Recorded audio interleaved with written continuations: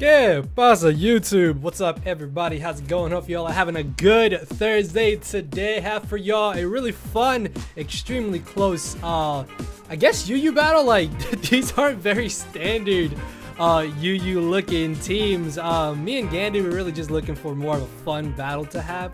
So yeah, this is a cool like sticky web team based around a very interesting Porygon2 set, and I just really wanted to use Haxers and Miss Magius as well. So if you guys do enjoy the video, make sure to answer the question of the day and to hammer arm that like button down below. So go ahead and get this started. So going into this battle, even though I have a Porygon2, like I said, it's a very interesting Porygon2. It's not your standard Porygon2. And that means Hydreigon is absolutely terrifying, so I really have to be careful with that. But the good thing about this matchup is that he doesn't have any form of hazard removal, which means I can hopefully lead off with my Smeargle and go straight for my Sticky Webs turn 1, but he actually ends up leading off with the Manchow. Now, obviously, I don't want to stay in here and take a Fake Out, because then at that point, he can just knock me out with any other move he wants to go for. So I make the hard switch into my Tornadus, as he actually ends up going straight for the U-turn, which has me thinking maybe he doesn't have the Fake Out. So that's some good information to know,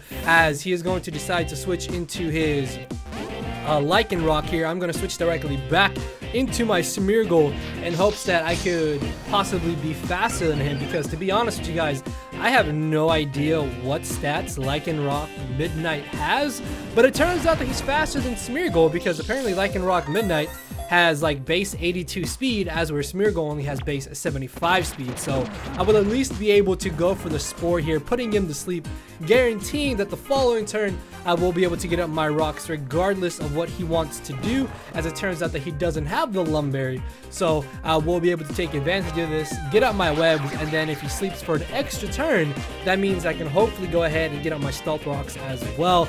That way I can start chipping down his team, also getting off some very good damage on that Hydreigon, which again is absolutely terrifying. But because of the webs, this means that my Mons are now an even bigger threat to him as well. If Hydreigon is not Scarfed, then it's not actually going to be as big of an issue, but there is a chance it could be Scarfed, so I have to be careful with that, considering that the Manchow was actually Life Orbed and not Scarfed. So he does end up staying asleep this turn, as he is then going to wake up.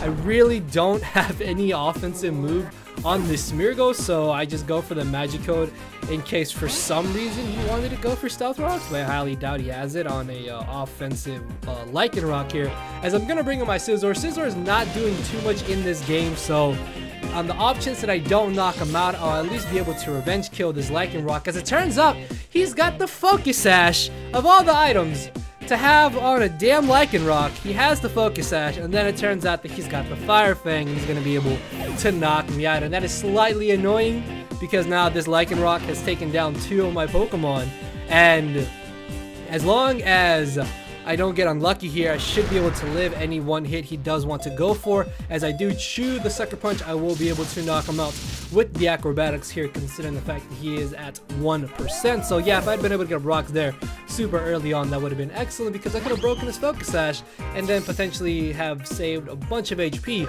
on my Tornadus here. As in comes the Manchow.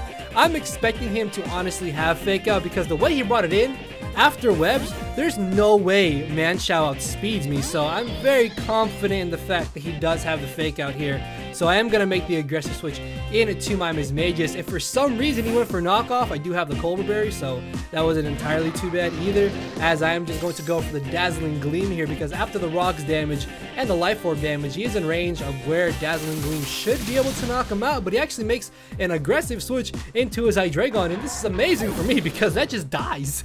It literally just gets straight O-code, and down it goes, as in comes the Golisopod.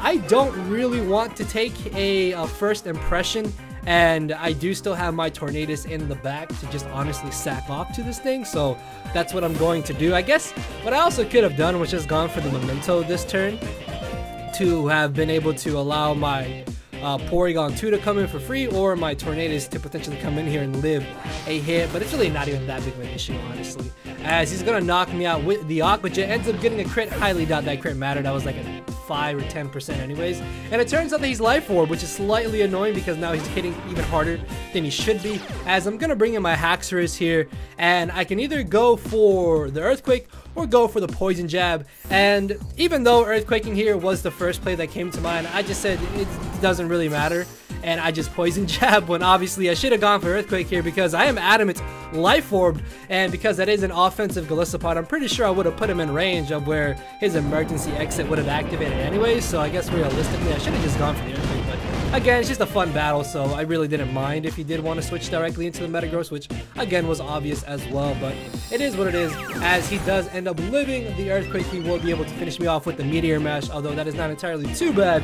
What this does allow me to do is bring back in my Mismagius, and Mismagius is actually a really huge threat to his team at this point because he doesn't really have a safe switch into Shadow Ball whatsoever. So I will be able to just safely go for the Shadow Ball this turn, and in return knock out this Metagross, which is excellent because now everything on this team will be guaranteed slower than my Mismagius, which is excellent, as in comes the Golisopod. Thanks to the fact that I did get up the Stealth Rocks, he is going to be knocked exactly into range of where the emergency exit is going to activate and is going to force him out. So that's pretty nice for me because now the Golisopod is at less HP than it should have been, or well, it would have been more HP if you didn't bring it in, but you get what I'm trying to say. As in comes the Darmanitan. I honestly could have just switched out here into my Porygon2, but you know what?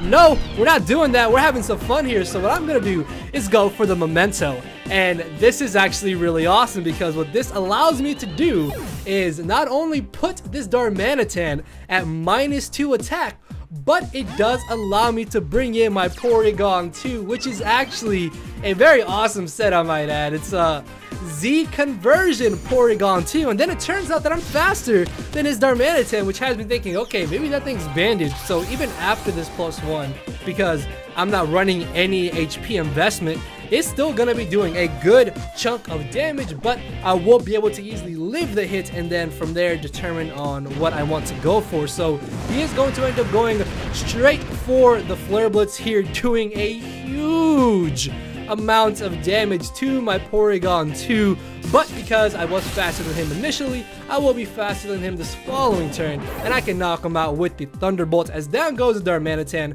in comes the Manchow. Unfortunately, I cannot comfortably live a Life Orb Reckless high jump kick, so I essentially have to stay in here and take the Fake Out, and then in return go for the Thunderbolt and knock him out. My only hope is that I'm not in range of where the Golisopod won't be able to knock me out if he has the first impression, or if he doesn't have the first impression, then I can definitely take an Aqua Jet and in return finish him off with the Stabbed Thunderbolt. So down goes the Manchow, in comes the Golisopod, and it just comes down to this turn on whether or not he has the first impression, because even though I am at +1 defense, he is adamant Life Orb and I don't have any HP investment, and it turns out that he does have the first impression, and down goes my Porygon2. So unfortunately we do take a loss this battle, but it was definitely a lot of fun. I was definitely just having more fun with this game. So hopefully you guys did enjoy the video, and make sure to answer the question of the day in the comment section below,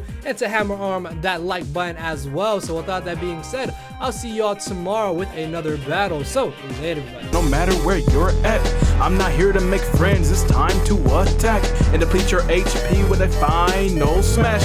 Don't make me turn around and pull a 6ftHax. 6ftHax.